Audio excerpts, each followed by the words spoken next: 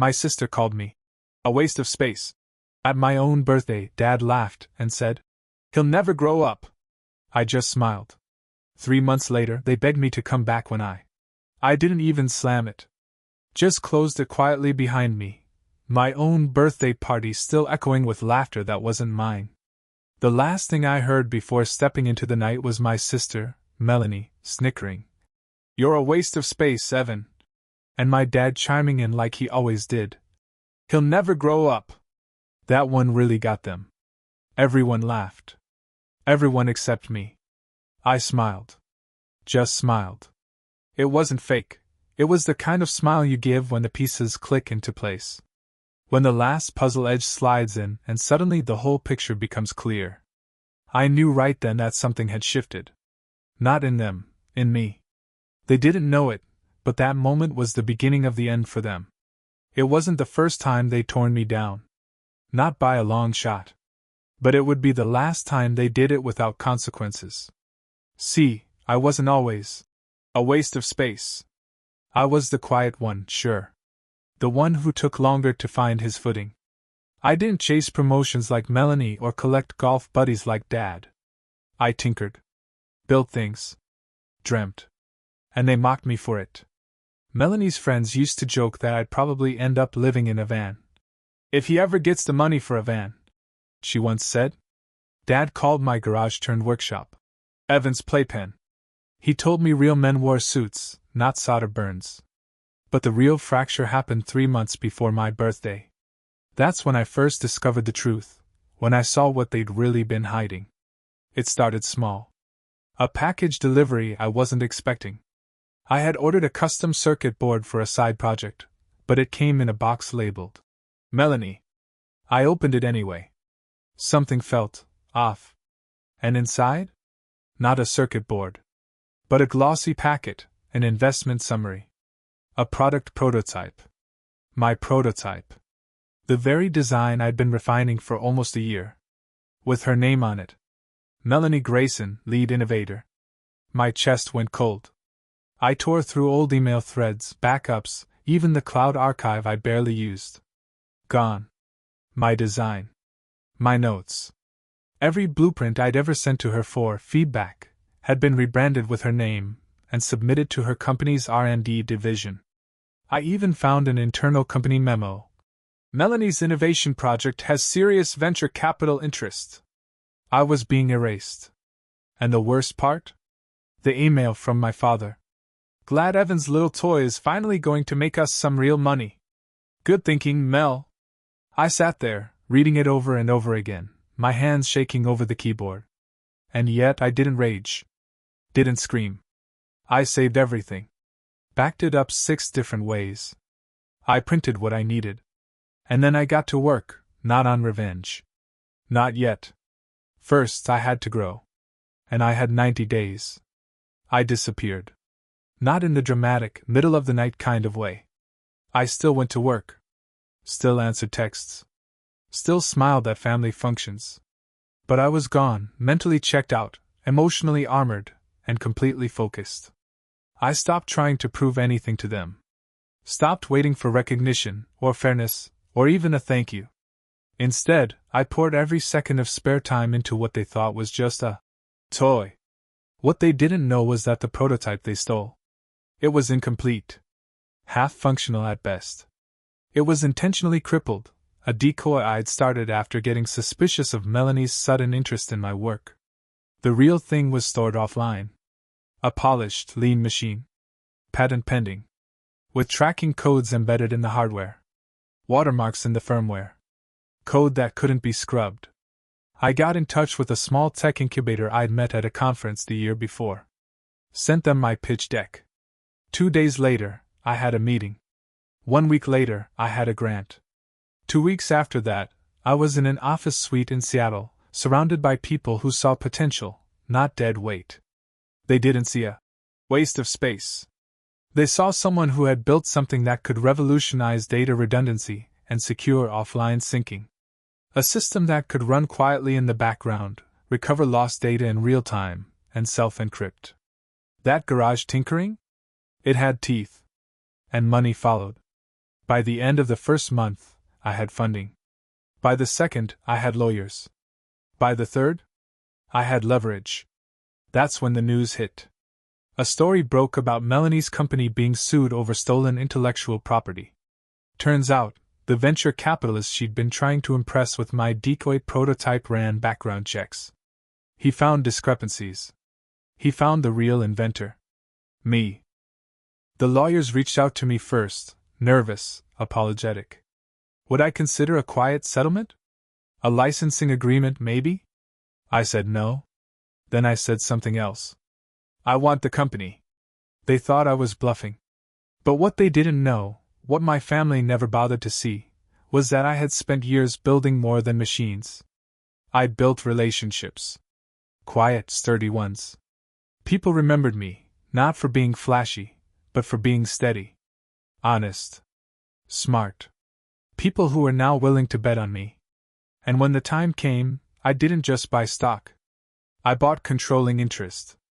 And just like that, 3 months after being laughed at on my birthday, I became the new CEO of Grayson Dynamics, Melanie's employer. I waited 1 week before making the call. Not to Melanie. Not yet. To my father. I caught him at work. He was still clinging to his VP title at a logistics firm that had seen better days. I asked the receptionist to patch me through, using my legal name. I could almost hear the boredom in his voice when he answered. "This is Richard Grayson." "Dad," I said, and paused just long enough for him to register the voice. "Evan?" he said, surprised.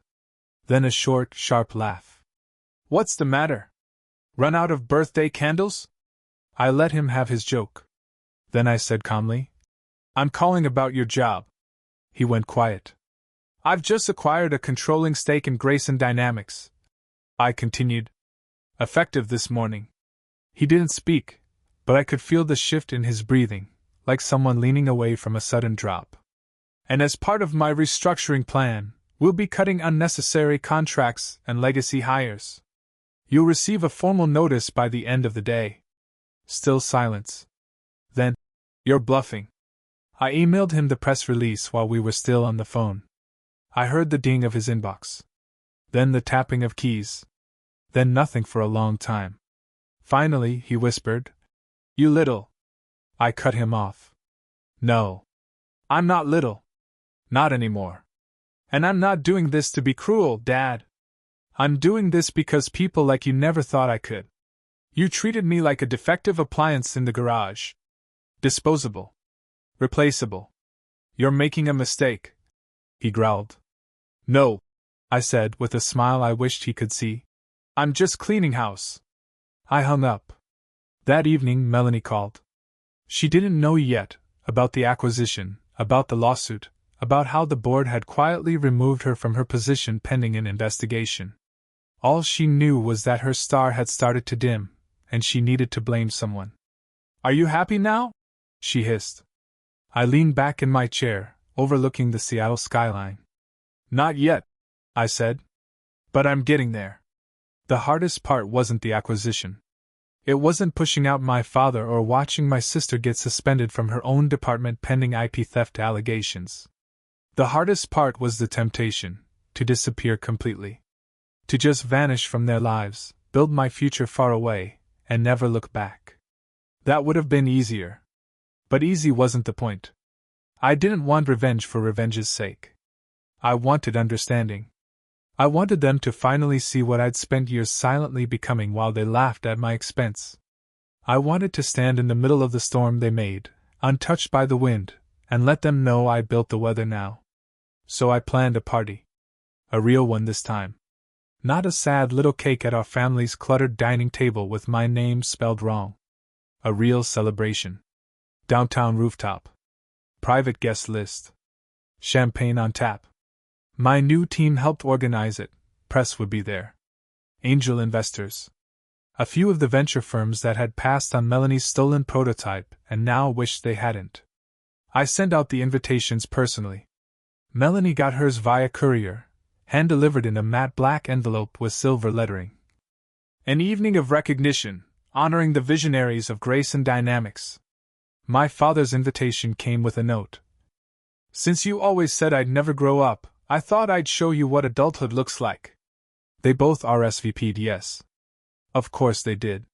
My family never could resist a good photo op.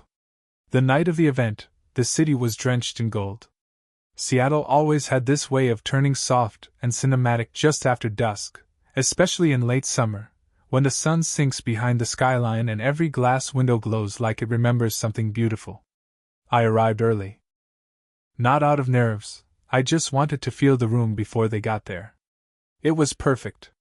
The lighting soft and warm, the bar stocked with top-shelf everything, a jazz trio setting up in the corner, and the Grayson Dynamics logo shimmering on a massive screen behind the stage. It didn't feel like my victory lap. It felt like my first breath.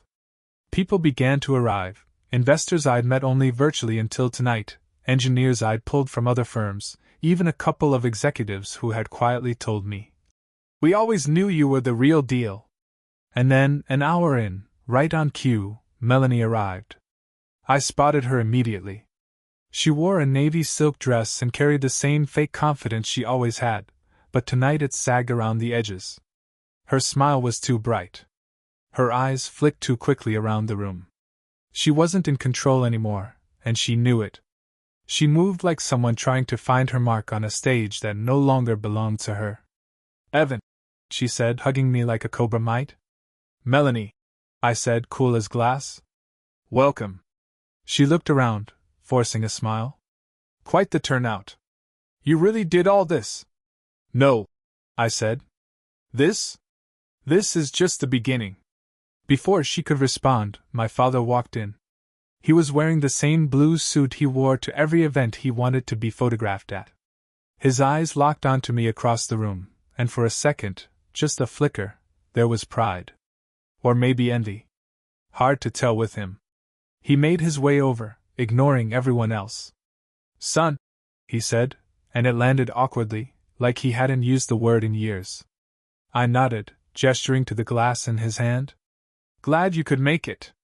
Don't drink too much, though. You're not on the payroll anymore."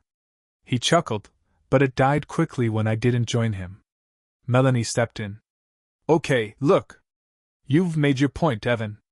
You've got your little empire now. Can we just move past this?" I stared at her. The same woman who stood on a chair at my birthday and declared me a waste of space now wanted to skip the epilogue. "Past it?" I asked softly. "No, Melanie. We're right in the middle of it." The air shifted when the lights dimmed. People hushed. Champagne flutes paused midair. I stepped onto the stage, not as Evan the quiet brother, or Evan the disappointment, but as the man who had built something undeniable. The room went still, the kind of stillness you only get when everyone knows something's about to happen. "Thank you all for coming tonight," I began, voice steady, eyes scanning the crowd, but lingering on the two faces I once sought approval from. "My name is Evan Grayson. Some of you know me from my work in adaptive data systems. Others maybe know me from less flattering stories, quirky, reclusive, the guy who never quite fit in. That's fair. For a long time, I didn't." There were polite chuckles from the audience. "But here's the thing about not fitting in, it gives you a vantage point. You see cracks before they spread. You hear what's said behind doors. You learn who people really are." I saw Melanie shift uncomfortably. My father stared, jaw tight. For years, I was treated as the family hobby. A side character in my own home. On my birthday, just 3 months ago, I was told publicly that I was a waste of space. That I'd never grow up. A few heads turned toward Melanie and my father.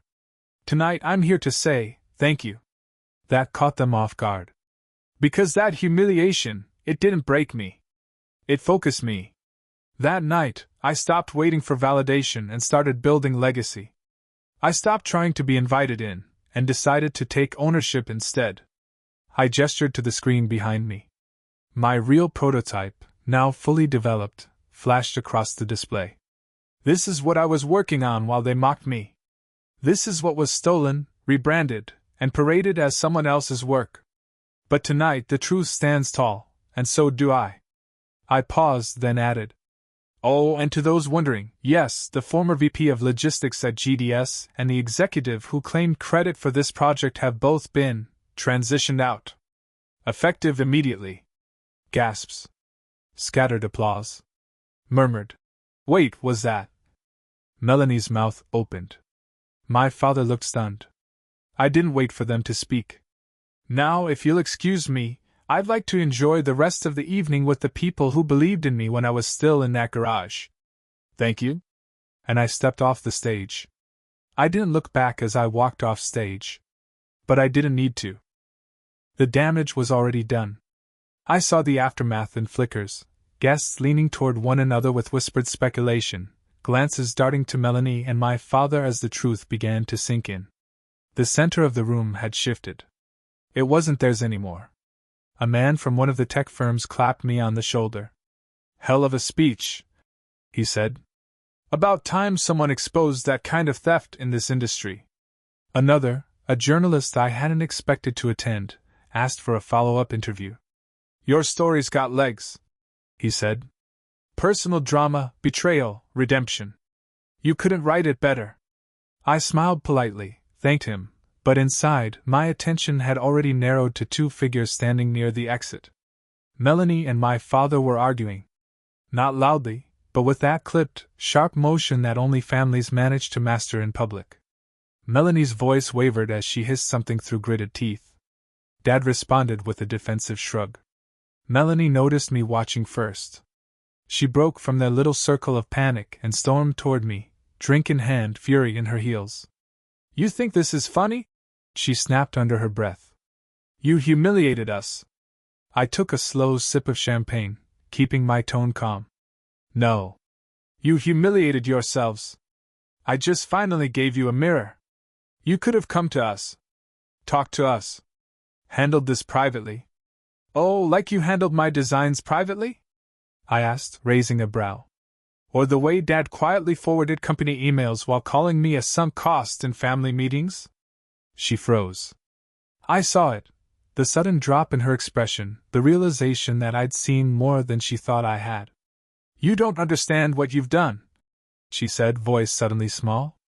You're right, I replied. I thought this would feel like revenge. But it doesn't. She tilted her head. Then what does it feel like? I looked out over the city. Closure. She stood there for a second, expecting more. But I gave her nothing. Just silence.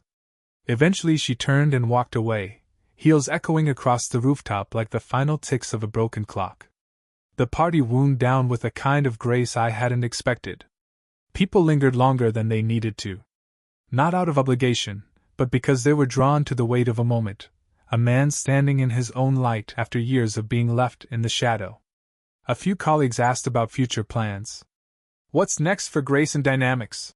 One venture partner asked, his tone excited. Growth, I said. But this time, the right way. I meant it. I didn't build any of this just to spite Melanie or prove a point to my father. That might have been the spark, sure.